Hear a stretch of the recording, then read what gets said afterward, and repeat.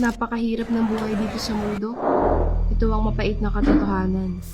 Hirap makipagsapalaran para mabuhay. Papasok sa school na walang laman ang tiyan.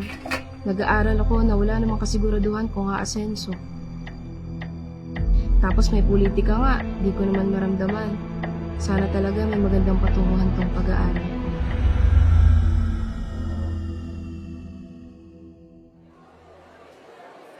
Hey, Bes, anong plano mo pag nakagraduate tayo?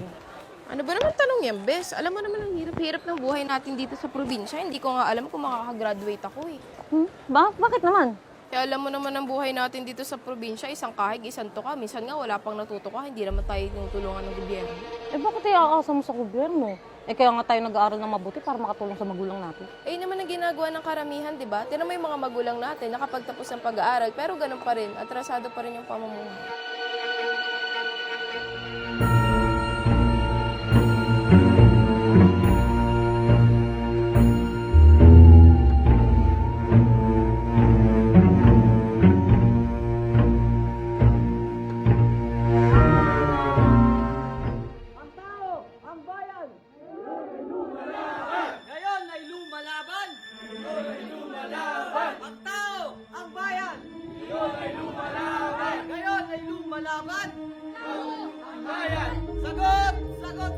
Uy, hindi na ako paligo-ligo sa inyo kanina. Narinig ko kayo manamamot-imig nga kayo na naman. Uusap kayo. Ang magsahin na inyo sa gobyerno. Oh, ano naman? Pakachismoso mo naman. Hindi naman, para na malaman mo, sumama ka sana sa sama namin. Doon mo malaman kung bakit na nanghihirap tayo. Ano akong sasama sa'yo? Hindi nga kita kilala. Ano ka ba? Iwala ka na. Ganun ba? Sige, pag-iisipan ko. Huwag mo na pag-isipan. Sumali ka na. Basta may sabi na lang ako. Diyan ka na. Uy, tingnan. Oh, pamilya mo. Nasa inyo calling card ko. At saka niya, ano mo ko, umakakain sa paano ng mundo, sa school na nasa na umaga, ha?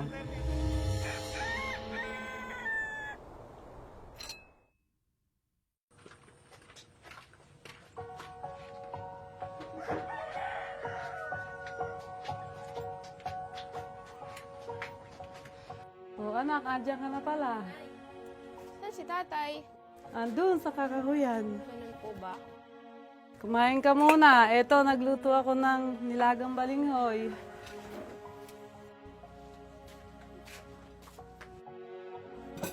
Andyan ka na pala. Tama-tama. Kakain na. Tama, gutom na rin ako. Tay, sabay ka na. Kumusta naman ang pangangahoy? Eto, medyo nakakapagod. Anak, wala ka yatang ganong kumain. May problema ba? Wala naman po, tay. Meron ka na ba manliligaw? Ikaw talaga. Ano ka ba naman, tay? Sa itsura ko po bang to? May magkakagusto po ba? Oo naman, mana ka sa akin eh. Kaya nga, nagustuhan ako ng tatay mo eh. Ay, sus! Tama na, dahil. Kain na.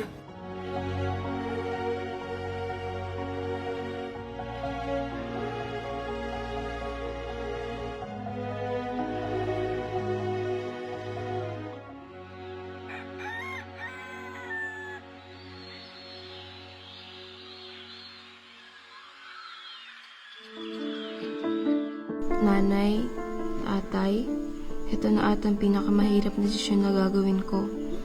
Hindi ko alam kung tama ba o mali, pero sa tingin ko kailangan ko po ito gawin dahil may pangarap ako sa inyo eh.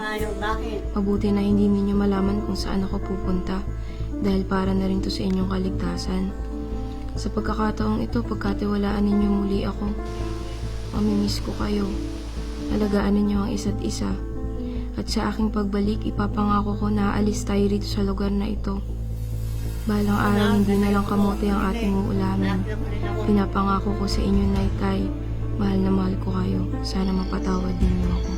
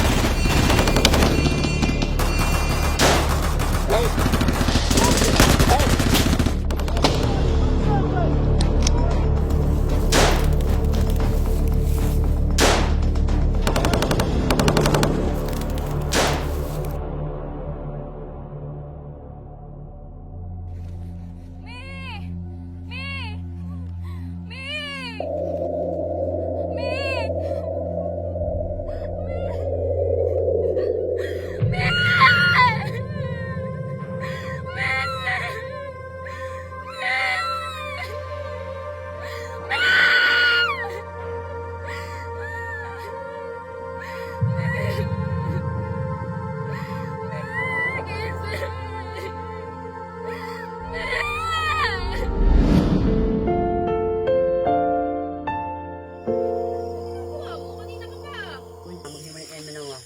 Baka nakukunan niya kami pa kayo.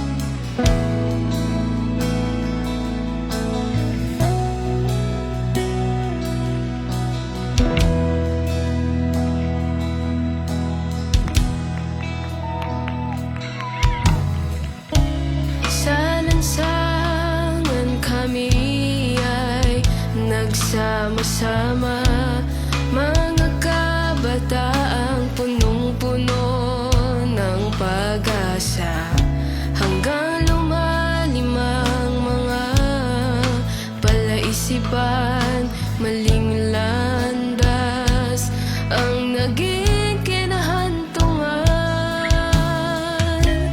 Dating lansangan ay naging kabundukan, Sierra Madre aming naging kulihan. Di na alam ang magiging patutunguhan, masukal na daan na walang katuturan. Saan nga ba to patungo?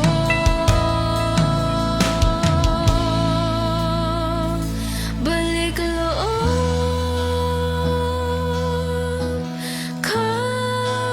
kabataan, ating wakasan, kanilang kahibangan, magkaisa para sa ating lipunan. Balik loob, kabataan, para sa kaunlaran. Oo naman talaga, wala mong pupuntahan yung pistok mo yan. Lulukuhin lang tayo ng mga NPA na yan. Pistok-pistok, tapos ngayon magpapalakas sila. Mga ngambo sila. Wala rin. Nilisan ng pamilya para sa matatamis na salita. Ngunit ang katotohanan ay sa buhay namin tunay na kapahamakan. Maling paniniwala ang naglubog sa sarili. Ngayon'y balik loob at babangon muli. Landas man minsan ay naligaw, ngayon'y pag-asa ang aming natatanaw. Saan nga ba to patungo?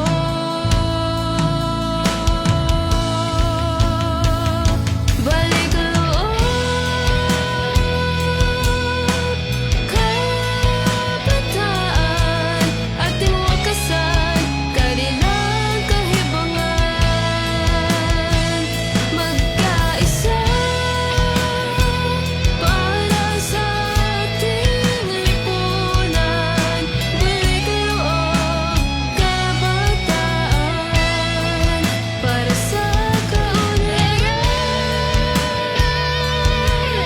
Hanggat hindi sila sincero sa pistok, wala mangyayari sa pistok na. Nakailang pistok na tayo, nakailang presidente na. May nangyari ba? Wala. Nagpapalakas lang, lalo lang lumalakas yung kanilang pwersa. Dahil binigyan natin na ng pagkataon na magpapalakas. Siguro, localized pistok, pwede ako dyan.